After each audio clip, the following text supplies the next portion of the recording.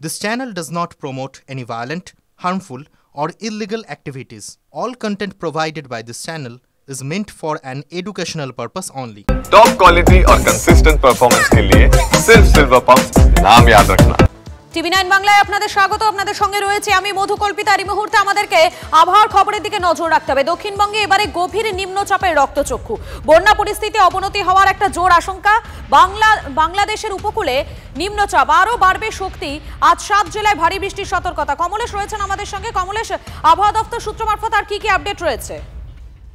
যে নিম্নচাপটা সৃষ্টি হয়েছে, গতকাল ঘূর্ণাবর্ত ছিল, আজকে নিম্নচাপ সৃষ্টি হয়েছে। এই নিম্নচাপ আরো শক্তি বাড়াবে, ফলে এবং তার যা অবস্থান তাতে দক্ষিণবঙ্গে বৃষ্টি অনেকটাই বাড়বে। আজ এবং আগামীকাল ভারী থেকে অতি ভারী বৃষ্টির সতর্কতা রয়েছে, বিশেষ করে পশ্চিমাঞ্চল এবং পশ্চিমাঞ্চল লাগোয়া ধরো হুগলি, এই যে জায়গাগুলো যেখানে এই মুহূর্তে প্লাবন পরিস্থিতি চলছে, সেখানে আরো বৃষ্টি হলে বন্যা পরিস্থিতি অবনতি হতে পারে এবং তার সঙ্গে ঝাড়খণ্ডের জল, বিভিন্ন জায়গা থেকে ঝাড়খণ্ডের জল আসতে পারে এবং তার সঙ্গে অবশ্যই ডিভিসি, দামোদর এবং মুন্ডেশ্বর জলস্তর আরো বাড়ার একটা আশঙ্কা রয়েছে। এবং দক্ষিণবঙ্গের অন্যান্য জেলা মুর্শিদাবাদ, বীরভূম, নদিয়া, সেখানেও ভারী বৃষ্টির পূর্বাভাস রয়েছে।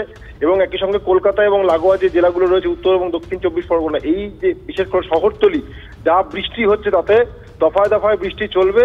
ফলে শহরতলি অনেক জায়গা নতুন করে এই যে জলমগ্ন যে পরিস্থিতিটা গত সপ্তাহে আমরা দেখেছি, সেই পরিস্থিতি আবার নতুন করে তৈরি হতে পারে। বুধবারের আগে বৃষ্টি কমার খুব একটা সম্ভাবনা দেখা যাচ্ছে না। মধুকল্পিতা, একেবারেই ধন্যবাদ কমলেশ।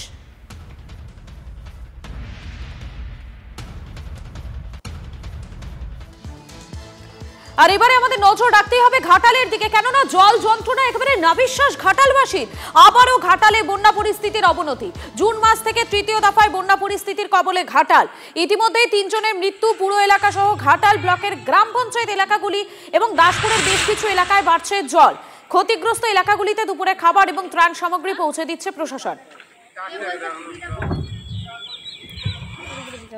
এই খিচুড়ি সবাই খাচ্ছে, আমরাও সেটাই খাচ্ছি। এই খিচুড়ি নিচ্ছে, আমরা একটু টেস্ট করছি। বিডিও সাহেব, এসডিও সাহেব, সভাপতি ম্যাডাম। স্যার কি বলবেন, খিচুড়ির ত্রাণ শিবির আজকে আমরা সারাদিন সকাল থেকে বেরিয়েছি।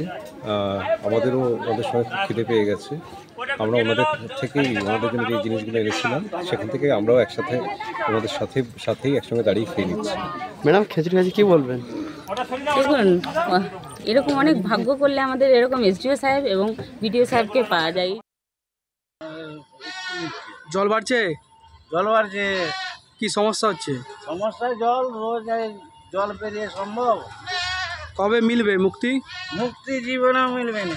আমাদের তো দীর্ঘদিন এখানে সব রাজমিস্ত্রির লোক কাজ করে, রাজমিস্ত্রির লোক সব গৃহবন্দী হয়ে পড়ে আছে ঘরে। সব ওই টুকটাক করে আছে, সব চাল ধান সব আছে, সেগুলি দিয়ে সব চলাচল চলছে, সচরাচর চলছে। এখন দুর্দান্ত ভাবে রেস বইছে, তার মধ্যেখান দিয়েই মানুষ নৌকা বা ছোট ছোট পানসিতে যাতায়াত করছে।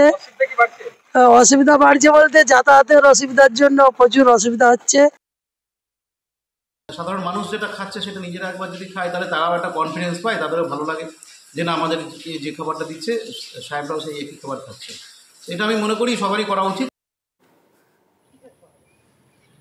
আর এর পাশাপাশি আমাদের নজর রাখতে হবে পাঁশকুড়ার দিকে। পাঁশকুড়ায় কংসাবতী নদীর জল ফুলে ফেপে বিপদসীমার উপর দিয়ে বইছে। নদী বাঁধের চিন্তা বাড়ানো হয়েছে নজরদারি। কংসাবতী নদীর জল হঠাৎ করে বেড়ে যাওয়ায় প্রায় সমস্ত সবজি নষ্ট। শসা থেকে শুরু করে উচ্ছে সব সবজি জলের তলায়। ব্যাপক ক্ষয়ক্ষতি হয়েছে বলে জানিয়েছেন সবজি চাষিরা। ঘাটালের ছবিটা আরো একবার আমাদের নজর রাখতেই হবে। ওই তো বন্যায় তো ডুবে গেছে, এই তো সব নষ্ট হয়ে গেছে। প্রত্যেক বছরই এই বন্যায় এরকম নষ্ট হয়। এবছর আবার শীঘ্রই বন্যাটা হয়ে গেছে না। আমাদেরকে নজর রাখতেই হবে ঘাটালের দিকে, কেননা প্রত্যেকটা বছর আমরা এই ছবিটা ঘাটালে দেখতে পাই। জলে ডুবে যায় একের পর এক এলাকা। আর এবারে মর্মান্তিক ছবি ধরা পড়লো ঘাটালে। দেহ শ্মশানে নিয়ে যেতে ভরসা ডিঙি। ঘাটাল পুরসভার 1 নম্বর ওয়ার্ডের বাসিন্দা গোপাল শ্বাসমূলে অসুস্থ হয়ে তিনি মৃত্যুর মুখে ঢলে পড়েন এবং তারপরে জলে ডুবে রয়েছে স্থানীয় শ্মশান। তাই ডিঙি করে 3 কিলোমিটার দূরে নিয়ে যেতে হচ্ছে তার দেহ। পরিবারের লোকজন নিয়ে যাচ্ছেন, সেই ছবি আপনাদেরকে দেখাচ্ছি। মর্মান্তিক ছবি দেখুন ঘাটালের। কম বেশি প্রত্যেকটা বছরই আমরা ঘাটালের এক একটা ছবি দেখতে পাই, যে ছবিগুলো কোনোদিনই হয়তো ভোলার নয়। তবে এই মুহূর্তে দেখতে পাচ্ছেন যে ছবিটা দেখাচ্ছি ঘাটালের, সেখানে মর্মান্তিক একটা ছবি। আমাদের সঙ্গে রয়েছেন আমাদের প্রতিনিধি অসীম বেরা রয়েছেন। অসীম, যে ছবিটা আমরা ঘাটালে প্রত্যেকটা বছর দেখতে পাই, এই বছরও সেই একই ছবি, কিন্তু এবারে যেটা ধরা পড়ছে একটা মর্মান্তিক ছবি ধরা পড়ছে ঘাটালে।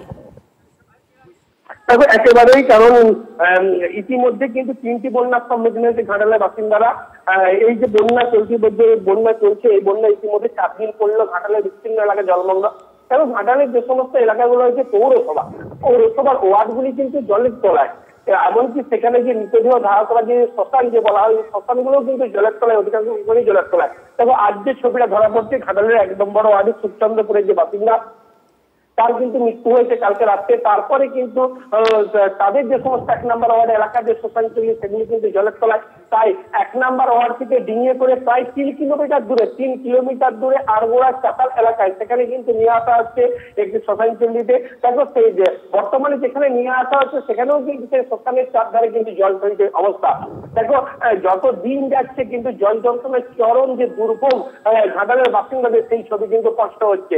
দেখো এই এলাকার মানুষজন তারা কিন্তু চাইছে জল যন্ত্রণা থেকে মুক্তি, কিন্তু কবে যে তাদের মুক্তি মিলবে তাদের কাছে কিন্তু সঠিক উত্তর নেই। একেবারেই ধন্যবাদ অসীম।